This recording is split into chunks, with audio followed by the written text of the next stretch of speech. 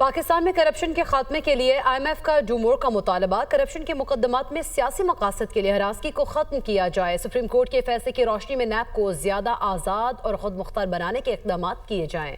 मुदस्सिर अली राना हमारे साथ मौजूद है। मुदस्सिर, बताइएगा अब क्या कहा जा रहा है IMF की जानिब से? जी, पाकिस्तान और IMF के दरमियान जो एक्सटेंडेड फंड फैसिलिटी प्रोग्राम तय हुआ है, उसकी जो memorandum of economic and financial policies का मुसद्दा है, उस पर IMF ने रिपोर्ट जारी की है और इस रिपोर्ट में IMF की जानिब से करप्शन के खात्मे के लिए मजीद डू मोर का मुतालबा किया गया है। IMF ने अपनी रिपोर्ट में कहा है कि करप्शन के खिलाफ मुकदमात में सियासी मकासद के लिए हरासगी को खत्म किया जाए और सुप्रीम कोर्ट के फैसले की रोशनी में नैब को आजाद और खुद मुख्तार इदारा बनाने के लिए मजीद इकदाम किए जाएं। रिपोर्ट में यह भी कहा गया है कि IMF ने नैब को खत्म करने की बजाय मजीद उसको खुद मुख्तार और अथराइज्ड बनाने के लिए तजावीज दी हैं।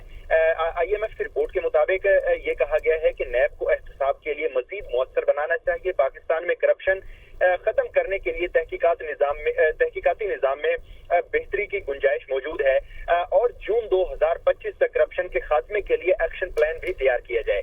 IMF ने अपनी इसी रिपोर्ट में जो तमाम तर सरकारी मुलाजमीन हैं, अफसरान हैं, उनसे मुतालिक जो उनके जो असासे हैं उनको पब्लिक करने के लिए फरवरी 2025 की डेडलाइन दे दी है और रिपोर्ट में कहा गया है कि फरवरी 2025 तक असासे डिक्लेयर किए जाएं तमाम अफसरान के।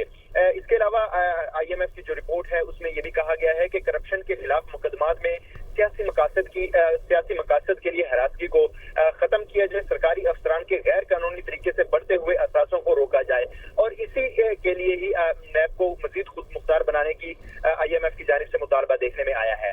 साथ में यह भी कहा गया है इसी रिपोर्ट में कि सरकारी अफसरान और जो अरकान पार्लियामेंट हैं, अरकान पार्लियामेंट के असासों को पब्लिक करने के लिए कानून साजी मुकम्मल की जाए। तमाम सरकारी अफसरान के असासे पब्लिक करने के लिए FBR को डिजिटाइज भी किया जाए और साथ में IMF की रिपोर्ट में ये भी है कि ये तमाम डाटा FBR के पास मौजूद होना चाहिए ताकि FBR उसकी जांच पड़ताल के बाद उसके टैक्स कलेक्शन का हिसाब लगा सके। बहुत शुक्रिया मुदस्सिर आपका।